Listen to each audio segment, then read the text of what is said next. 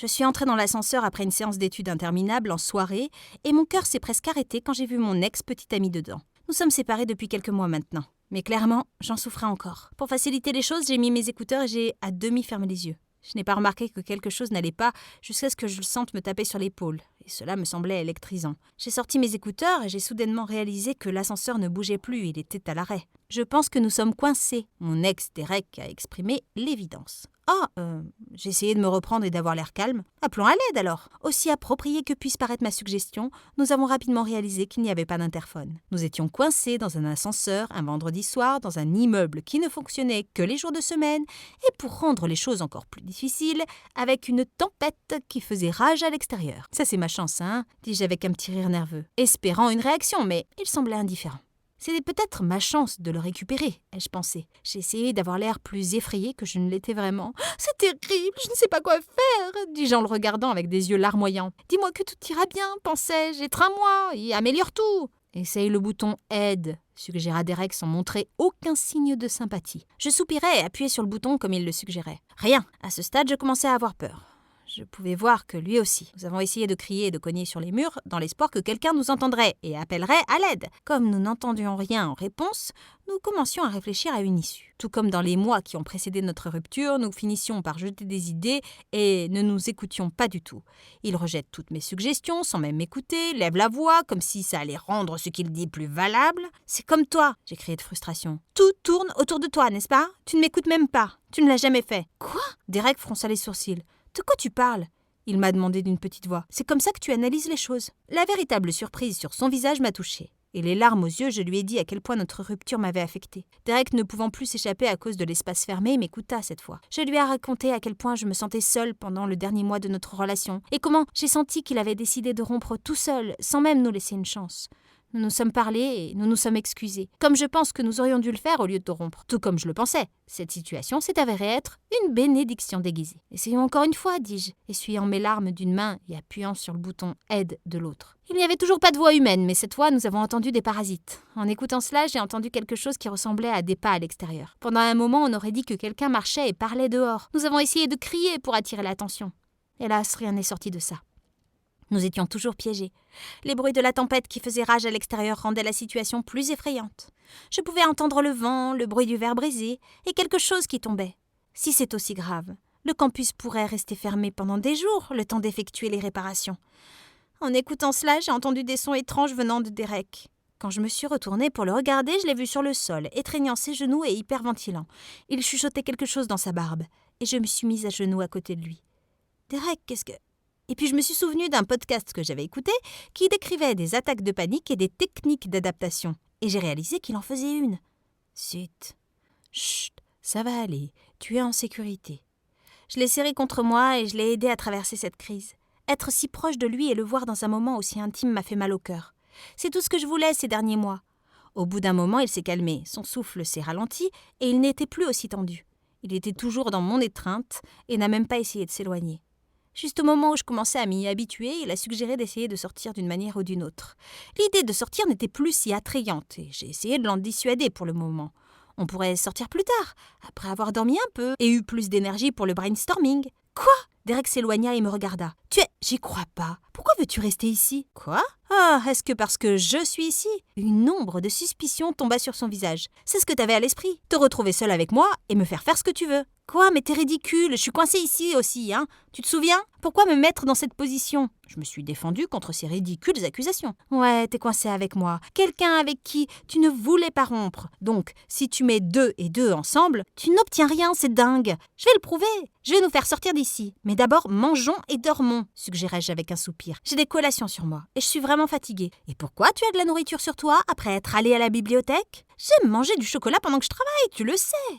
J'ai l'impression de ne pas te connaître du tout. Nous avons mangé en silence, assis dos au mur opposé de l'ascenseur. Il n'arrêtait pas de me jeter des regards suspects, je me sentais blessée et trahie. Nous sommes coincés dans un ascenseur ensemble, probablement depuis longtemps sans aucune aide apparemment disponible, et il se battait avec moi comme si j'étais son ennemi. Nous sommes endormis par terre. Quelques heures plus tard, je me suis réveillée au son d'une voix humaine passant par les haut-parleurs. Je fronça les sourcils en sentant du poids sur mes genoux, seulement pour réaliser que c'était la tête de Derek qui reposait là pendant qu'il dormait. Je ne pouvais pas m'empêcher de sourire. Le regarder dormir était si réconfortant. Je voulais pas le réveiller et sortir maintenant. Alors, avec une sensation de lourdeur dans mon âme, j'ai éteint les haut-parleurs pour faire taire la voix d'un homme demandant s'il y avait quelqu'un dans l'ascenseur. Je me suis rendormie, la main emmêlée dans les cheveux de Derek.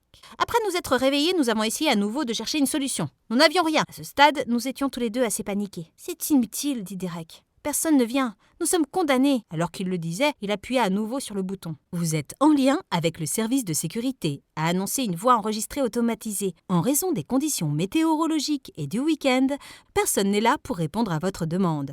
Veuillez patienter jusqu'à lundi et nous vous répondrons. » Nous avons tous les deux juré dans notre souffle. Lundi, 2 jours, nous étions coincés dans un espace limité sans réception, tous sans collation. Et j'ai pensé à cette personne qui nous tendait la main pendant que nous dormions. Et j'ai stupidement éteint le haut-parleur. Pourquoi ?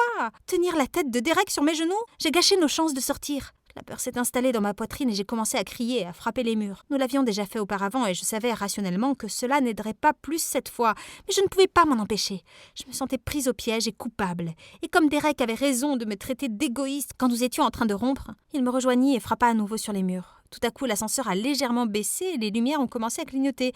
J'ai hurlé et m'assis immédiatement au sol. « Reste seul. » Derek s'assit aussi et prit ma main dans la sienne. « Tout va bien. Reste simplement assis. » Pendant quelques heures, nous avons essayé de ne pas faire de mouvements inutiles.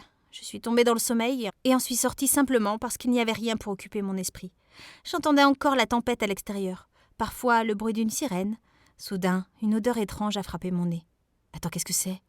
J'ai réalisé ce que c'était avant de terminer la phrase et j'ai grimacé. « Derek, as-tu fait pipi par terre ?»« Ouais, pourquoi ?» Il ne semblait pas du tout dérangé. « Nous devons rester ici pour Dieu sait combien de temps et tu choisis d'uriner partout. Calme-toi. C'est pas comme si je pouvais le retenir pour toujours, Kat. Tu ne veux pas faire pipi ? Nous sommes coincés ici depuis si longtemps. » J'ai pas beaucoup bu vendredi. Non. Pourquoi ? L'expression du visage de Derek est passée de défensive à suspecte en quelques secondes. Comme je n'ai pas répondu, il a souri. Tout comme je le pensais. C'était parce que tu avais l'intention de rester coincé, n'est-ce pas ? Oh, pour l'amour de Dieu, encore ! Peut-être je me trompais. Cela ne nous sauverait pas. Peut-être que rien ne le pouvait. Il était sur le point de répondre quand un bruit fort d'une notification téléphonique le distraya. Nous avons immédiatement pris nos téléphones tous les deux. C'est lui qui a reçu une notification. Mais aucune autre n'est passée. Et il n'y avait plus de signal. Cependant, nous avons pensé que cela signifiait qu'il y avait de l'espoir et nous avons essayé de trouver une place avec réception dans l'ascenseur. Bien que nous n'ayons pas trouvé cela, nous avons vu une trappe dans le plafond que nous n'avions pas remarquée auparavant. « Ici, je vais t'aider. » Je me suis mise sur l'épaule de Derek et j'ai essayé d'ouvrir la trappe. Il a fallu quelques efforts, puis elle s'est ouverte pour montrer l'obscurité de la cage d'ascenseur. Toute ma confiance est partie tout de suite. J'ai senti mon corps trembler. « Tu dois y aller et... Est-ce que ça va ? » « Kat. Derek m'a parlé et comme je n'ai pas répondu, m'a aidé à descendre. Ah, c'est vrai. T'as peur du noir ? J'ai oublié. Après m'avoir vu hocher la tête, il a continué. « Tout va bien, je gère. Je ne laisserai rien te blesser. » Il m'a réconfortée et après quelques minutes dans ses bras, je me suis sentie assez courageuse pour réessayer. Cette fois, je suis montée sur le toit de la cabine. Une barre. Cela devait être suffisant. J'ai essayé d'appeler la police, le service d'urgence, l'hôpital et je me suis vite rendu compte que, même si je pouvais les entendre, et mal en plus, ils ne pouvaient pas m'entendre. Déçue et triste, avec l'aide de Derek, je suis redescendue. Derek suggéra d'aller plus haut dans le puits, au cas où certaines des portes du plancher seraient ouvertes. Je lui en ai parlé, trop fatiguée, secouée par la phobie, et il semblait compréhensif. Ce fut une longue journée pour nous deux. Nous avions besoin d'énergie pour continuer et essayer de sortir. Nous nous sommes endormis tous les deux. Quand il a suggéré de remonter après notre réveil, j'ai accepté. À ce stade, l'espoir de me réconcilier avec lui n'était pas suffisant pour me garder plus longtemps dans l'ascenseur. Nous sommes montés sur le toit, il faisait très sombre, et chaque pas devait être soigneusement calculé. J'ai pris mon temps pour m'assurer que je ne tomberais pas, mais Derek s'est précipité, pensant que nous pourrions sortir. Nous montions quand il a fait un faux pas et est retombé. L'ascenseur est tombé à nouveau. J'ai étouffé avec mes larmes alors que je descendais vers lui, terrifiée, et me demandant si nous pourrions même nous en sortir vivants. Je ne veux plus remonter maintenant. Derek secoua la tête et prit ma main. Non, nous devons. J'ai pas pu terminer la phrase. J'ai juste crié, laissant échapper mon désespoir et ma frustration. Derek tressaille mais ne m'arrête pas. Je n'arrêtais pas de crier. C'était un moyen un peu pratique mais efficace de laisser échapper ma peur et mon anxiété. Après ça, quand je lui ai rappelé mon désir de monter seule, maintenant que j'avais vaincu ma peur, j'étais convaincue que je pourrais monter assez haut et peut-être nous aider. Derek secoua à nouveau la tête. Non, s'il te plaît, ne le fais pas. Il m'a rapproché et mon cœur a sauté un battement. Je ne pourrais pas me reposer et récupérer pendant que tu fais ça toute seule. Je serais fou d'inquiétude. Il me frotta la joue du bout des doigts. Retournons ensemble dans l'ascenseur, s'il te plaît. Nous allions nous embrasser, à coup sûr, pensais-je. Je pouvais sentir son souffle sur mes lèvres. Puis il s'éloigna.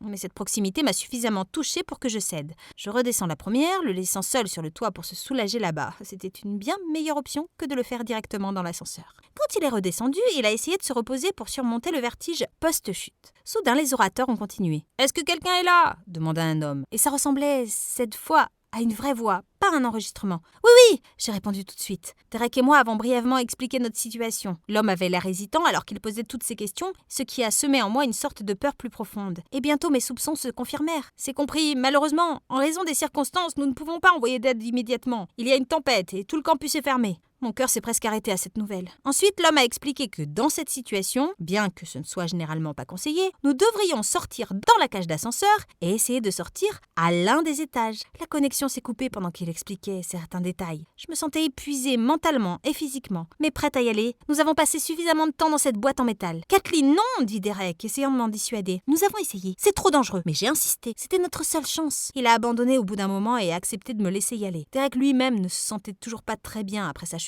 Je pouvais voir que ça lui faisait mal quand il se levait. J'ai réussi à grimper bien plus loin que Derek quand nous y sommes allés ensemble. Je suis arrivée à l'un des ensembles de portes. Elles étaient bien sûr fermées et j'ai écouté attentivement les bruits venant de l'autre côté. Je pensais avoir entendu quelque chose, mais personne n'a répondu quand j'ai essayé de crier à l'aide. Je pensais que je devenais folle, que j'hallucinais. En dernier recours, j'ai sorti mon téléphone. À ma grande surprise, il y eut un signal et seulement 5% de batterie. Je devenais de plus en plus nerveuse. À chaque seconde, alors que je composais le numéro avec mes mains tremblantes et regardais le téléphone tomber de mes mains, et je suis descendue dès que possible, pensant que ça pouvait être sur le toit de l'ascenseur. Mon cœur s'est effondré quand j'ai entendu le son de mon téléphone s'éteindre. Voilà notre dernière chance, me suis-je dit. Me sentant comme en échec, je suis retournée à l'ascenseur. Après avoir brièvement raconté à Derek ce qui s'était passé, je me suis endormie, hantée par l'air de suspicion sur son visage. Je me suis réveillée quelques heures plus tard. Derek était juste à côté de moi, tenant ma main. J'ai souri amèrement et je me suis demandé si cela en valait la peine. Soudain, il a mis sa main autour de moi. C'était la seule réponse dont j'avais besoin. Oui, c'était ça. Encore une fois, j'ai pensé que ce devait être le moment où nous nous embrasserions. Nous devons réessayer, chuchota Derek, à quelques centimètres de mes lèvres, et mon cœur battit. Et puis, il a atteint le bouton d'aide. Ah, voilà donc de quoi il parlait. Le service de sécurité parle. Nous sommes conscients de votre situation. Une voix a soudainement envahi l'ascenseur. Les lumières ont cessé de clignoter. L'aide est en route. Vous serez bientôt libre. En attendant, restez calme et sachez que tout va bien. Juste après le déclenchement des enceintes, l'ascenseur a commencé à bouger. Derek et moi nous sommes levés et il avait l'air si confus, mais je n'ai pas lâché sa main. Quand nous sommes sortis, nous avons vu une équipe d'ambulanciers et de réparateurs. Des inconnus nous entouraient, posant des questions, nous donnant de la nourriture, de l'eau.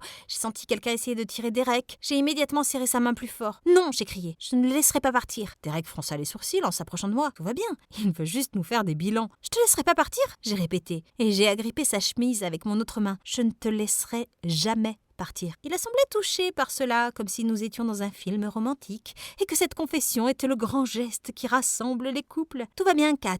Derek me tira plus près et passa son bras autour de mon épaule. Nous irons ensemble alors. Si seulement il savait qu'il avait raison depuis le début. C'était tout ce que je faisais. Je savais que je ne l'aurais jamais laissé partir. J'avais besoin d'une chance de le récupérer, et Derek ne voulait pas me parler. J'ai donc dû trouver un moyen de le forcer. J'ai payé 2000 $ à un gars pour casser l'ascenseur quand nous étions tous les deux là-bas. Le fait qu'il se soit avéré être un vendredi soir orageux n'était pas pratique, mais je devais suivre mon plan. Il fallait que je trouve l'amour de ma vie, quoi qu'il arrive, et j'ai réussi.